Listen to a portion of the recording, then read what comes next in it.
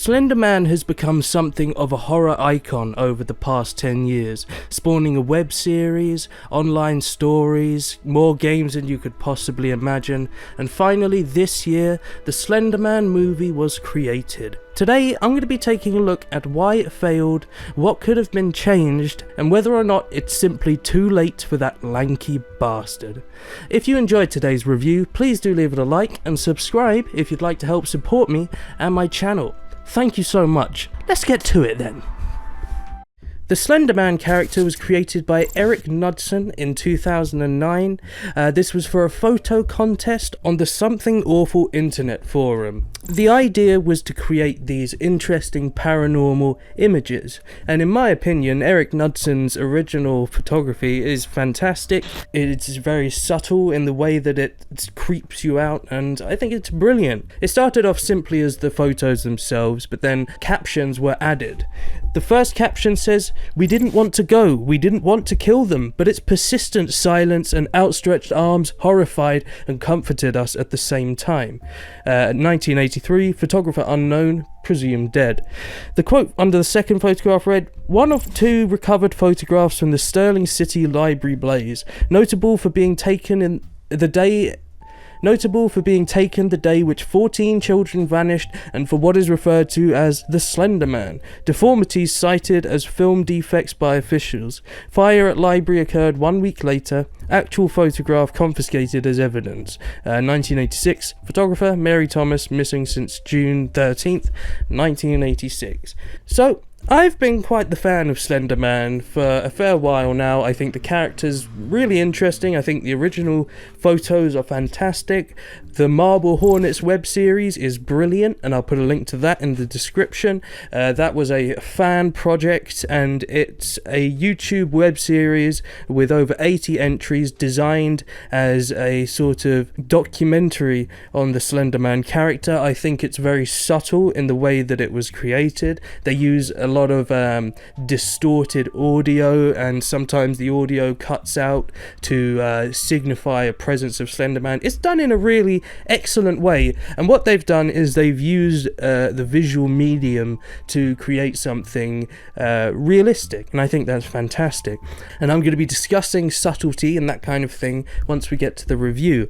I've also played more Slender Man games than I can count on my fingers, including the classic Slender Man the 8 pages, the 9 pages, Arrival, Haunt, and many, many more. Too many to even think about. One of my issues with Slender Man comes from the simple oversaturation, and this is why this film may be too little too late, because there has already been such an oversaturation of media regarding this character. The Slender Man movie was written by Victor Surge and David Burke. It was also directed by Sylvian White. The movie stars Joey King, Julia Tellez, Jazz Sinclair, and many more people, and I think it's one of the worst films of the year, which is a real shame. There are positives to it.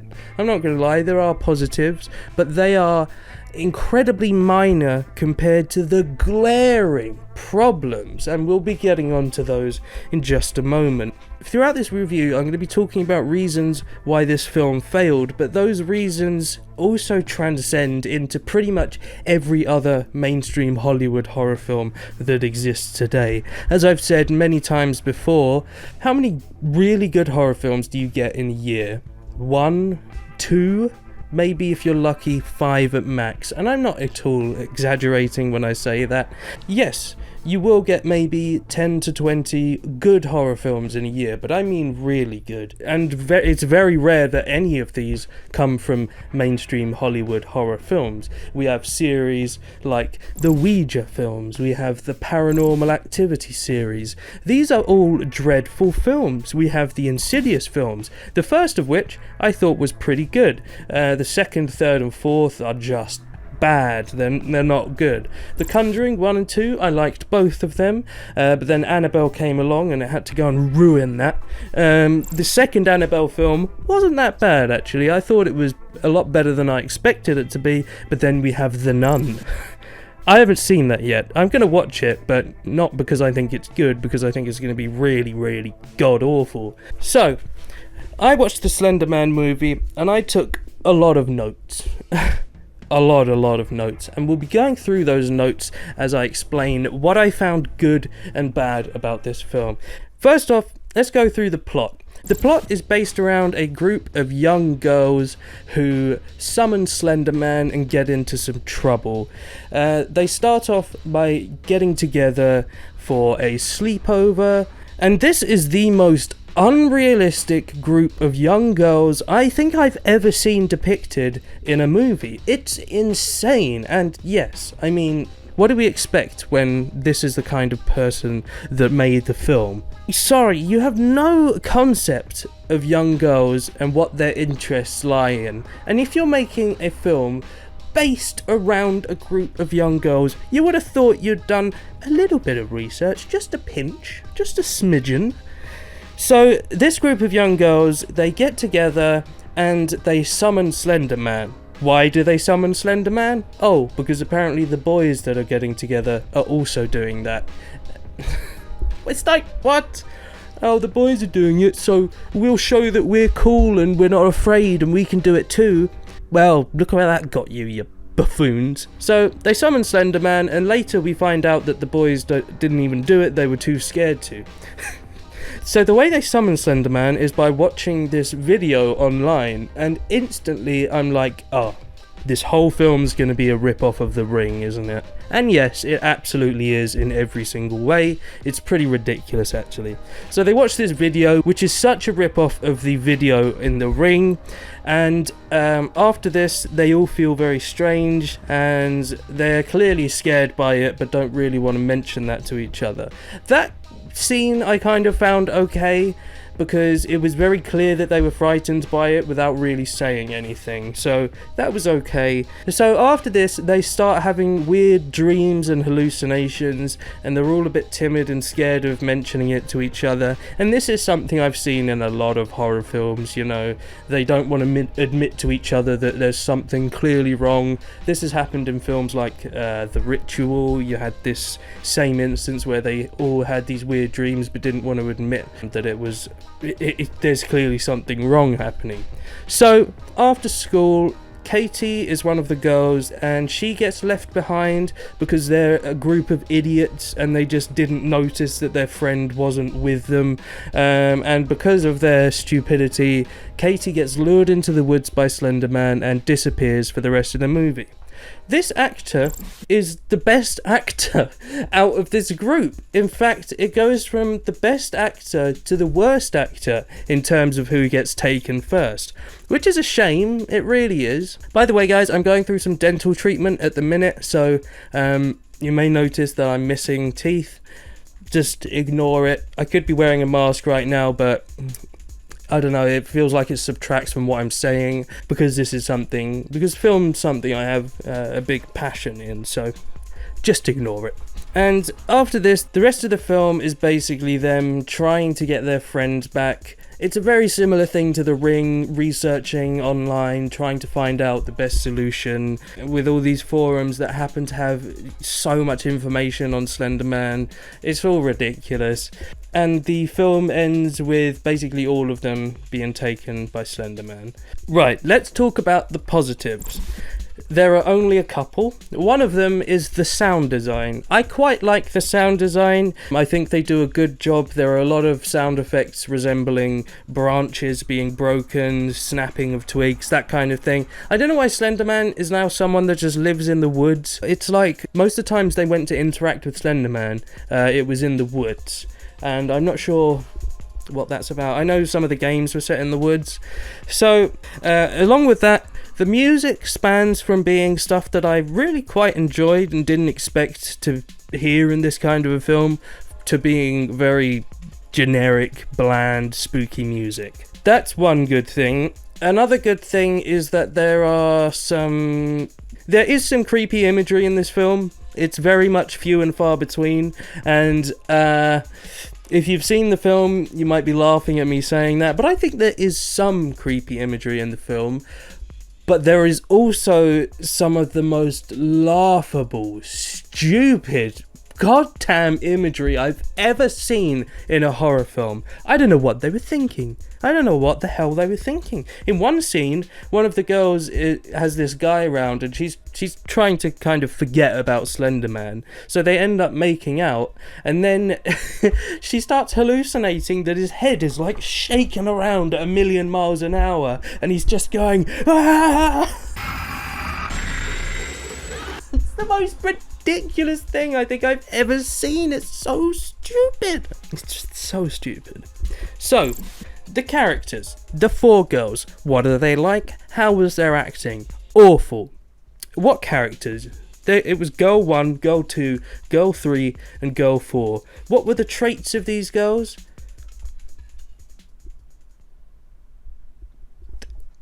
There are none. None of these girls even have cliche traits. It's not like one's the geeky one, one's the stupid one, one's the attractive one. They're just all as planky as each other. There's absolutely no character to them. And this is one of the fundamental problems with modern horror. So, I watched a film the other day called Bone Tomahawk. I'm going to be doing a review of it on this channel quite soon.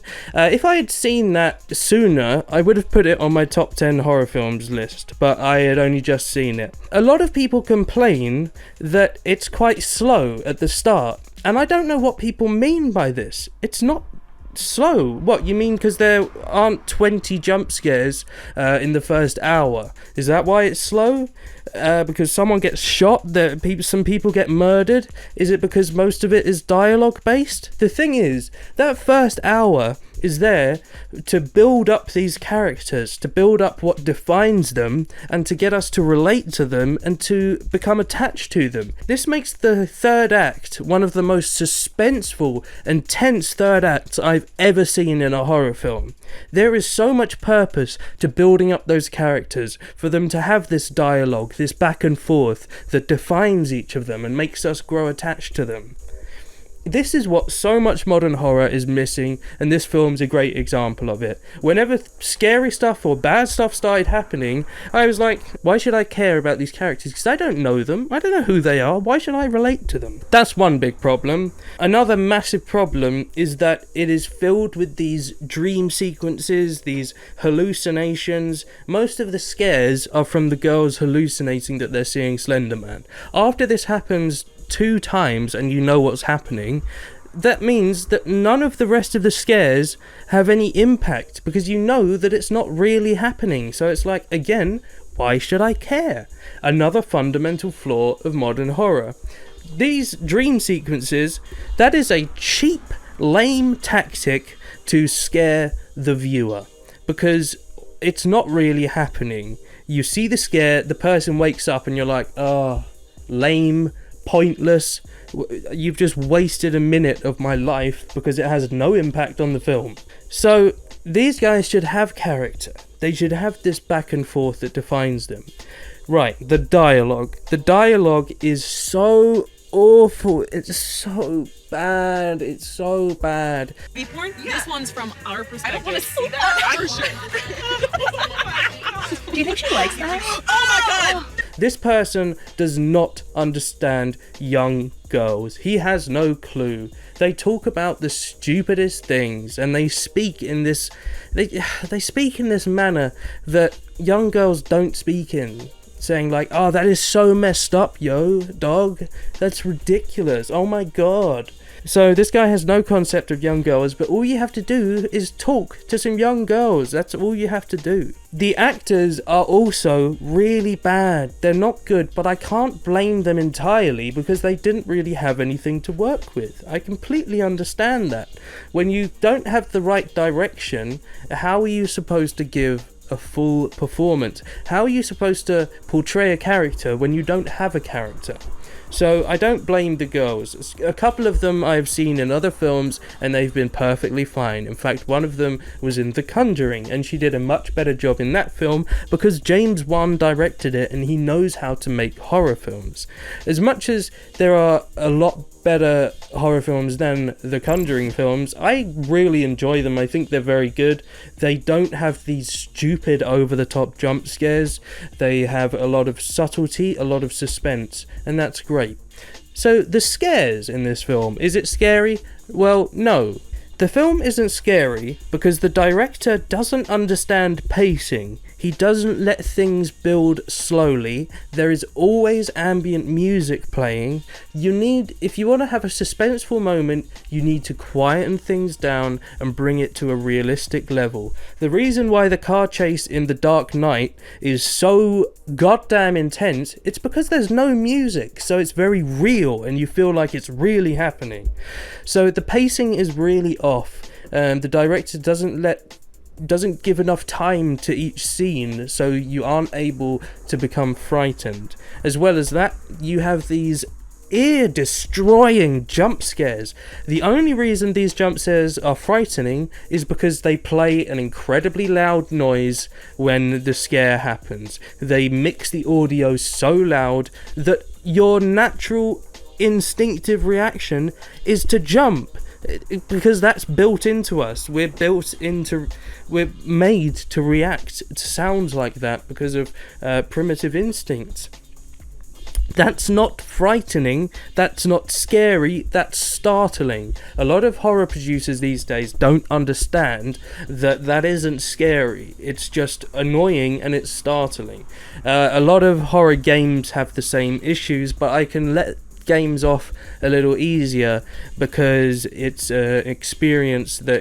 because it's something you're experiencing firsthand, and it's a more immersive kind of experience if it's done right. So the pacing's very off. The characters aren't great, the scares aren't great, the dialogue's not good. What about the cinematography? Is it a good looking film? There are some okay looking scenes. There are some alright looking scenes. There are some kind of, like when Katie's looking into the woods and it's sort of doing that, it's like where you move the camera forwards but you're zooming out, or vice versa. It was done in Jaws a few times. It's a great way of giving a really creepy look to things. Hi there.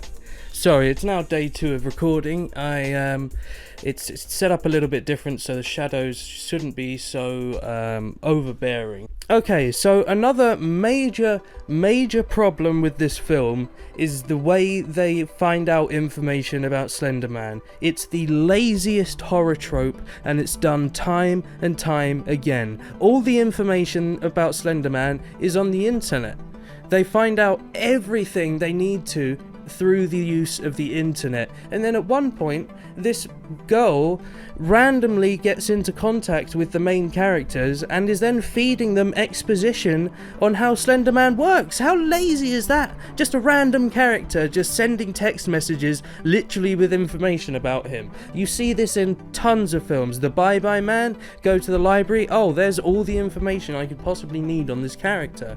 I think there should have been more mystery behind how Slender Man worked, and this was such a big problem with the film because it ruined the mystery. It made it seem too unrealistic and too improbable that any of this would happen. So, dialogue's not great, characters aren't great, the scares aren't great, the sound design's not bad, and the cinematography is okay. So let's talk about what I think would have improved this film to a huge degree. So, when the girls gather at first, they sneak into Katie's house and go upstairs to summon Slender Man. Katie's dad is an alcoholic, so as they sneak into the house, he's asleep downstairs, and when they're upstairs you can hear him stumbling around looking for beer. Katie even says, oh, don't worry about that, he's probably just looking for another bottle. Now, this could have been a genuinely emotional theme to the film. In my opinion, a way of improving this film would be to have a story about Katie and her alcoholic father. We could go into a lot more depth on why he's an alcoholic, because they don't talk about that at all. He's just an alcoholic because they're trying to tug at your heartstrings in a very pathetic way. I hate it when films do that. They just say, oh, his parents are dead or something, just to try and scrape at some sort of emotion. So, if we'd focused a lot more on that, then Katie would have had an actual reason for wanting to summon Slender Man. Because the reason Katie wants to do it is because when she looked on the website, it said Slender Man can take you somewhere nice. Now, this is obviously a bit over the top, because where could Slender Man possibly take you that you'd want to go? But it's better than what this film has, and what this film has is nothing. The initial incident is just... it's just nothing. They just do it because, oh, the boys might be doing it, so we'll do it. There's really no reason for them to summon him. If they had focused more on Katie's father, then that could have added a lot of emotion. I think the start of the film should have focused heavily on the father. I think he should have been a much more pivotal role in the film. I think they should have built up his character. They should have built up Katie's character and the reason for why Katie's mum is no longer around. Then we could grow more attached to Katie. We could relate more to Katie, but not just Katie, to her father as well. So when Katie finally is taken by Slender Man and goes missing, then there would be that emotional response. We could feel like, oh no, something terrible's happened here. I feel sorry for this family. And I think then the rest of the film should be the father trying to get Katie back with the help of the girls. I think because the father is an alcoholic, there was a scene in the film where the father goes to one of the other girls' house, breaks in and basically assaults her, asking her where Katie is, and that scene was so stupid. It's like, why would he do that? Yeah, okay, he's an alcoholic, but he's not just going to break into their house and assault a young girl trying to find out where her daughter, where his daughter is. It's ridiculous. But there could be similar scenes where he kind of flips out and doesn't know how to handle the situation, and maybe through his alcoholism, he could be a little bit, you know, like Prisoners. In the film Prisoners by Denis Villeneuve, one of the best films I've ever seen, by the way. Denis Villeneuve is possibly my favourite director. He did Arrival, Sicario, Blade Runner, Incendies, so many great films. And in Prisoners, these two families have their daughters abducted, and the rest of the film is this father doing anything he can to get his daughter back, and by doing that he makes a lot of wrong choices. So with the alcoholic father in Slender Man, he could perhaps make some bad choices as well, trying to get back to his daughter.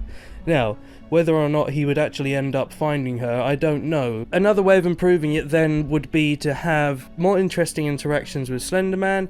I don't think the characters should have found out all this information about Slender Man simply from the internet. I'm not sure how.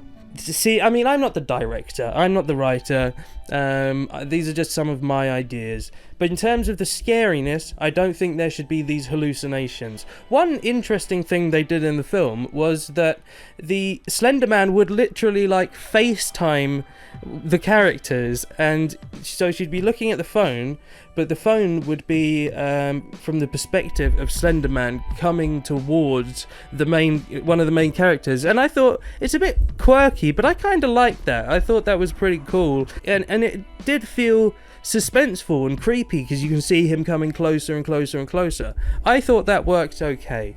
So I think they could use elements like that. We should scrap the idea of them watching a video to summon him. It should be this girl that's desperate to do it. She finds on a forum somewhere that you can summon Slender Man. She researches how to do it. And I mean, yeah, I know I made a point about how that's a sloppy way of doing things, but not for the initial research. That's fine. If you want just the initial research to be the summoning ritual, looking up how to do it, that's fine. But to have every piece of information throughout about the film be found through these completely improbable websites. It's just silly. So the initial summoning should be found out. She should go ahead out into the woods and do this ritual thing, and then from then on we could have Slender Man more and more encroaching on these girls' lives to the point where they're struggling to get through the day-to-day life.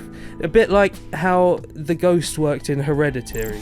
In Hereditary, this family was slowly affected by these paranormal occurrences until the boy in the film was freaking out and he couldn't handle day-to-day life. They could do a similar thing in Slender Man in a sense of making it a kind of horror drama where there is a lot of drama in terms of how these girls' lives are being ruined by what they thought would have been a beneficial character in their lives. It's something. Anyway, that is basically my idea of how this film could have been improved.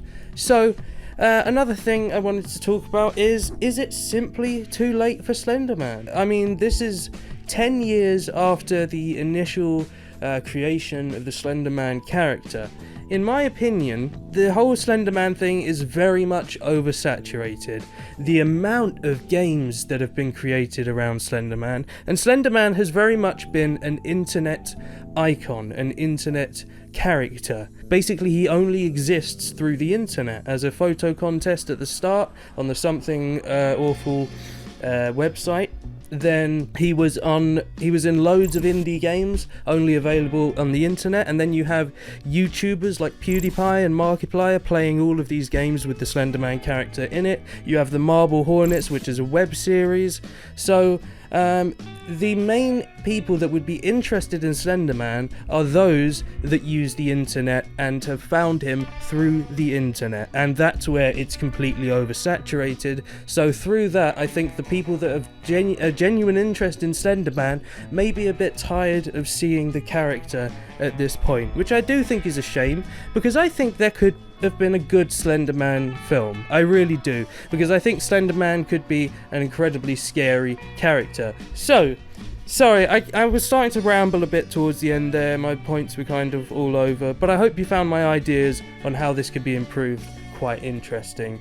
Let me know down in the comments how you think this film could be improved, and please do leave a like if you enjoyed the video, and subscribe if you want to help support me and my channel. Thank you so much for checking out the video, guys. It's taken me a long time to complete this one, so I really do appreciate it. Thank you so much to my patrons, really appreciate the support that you give to me. I may be doing a review on The Nun soon as well, a similar review to this one, so look out for that, and I'll see you guys in the next one. Take care now.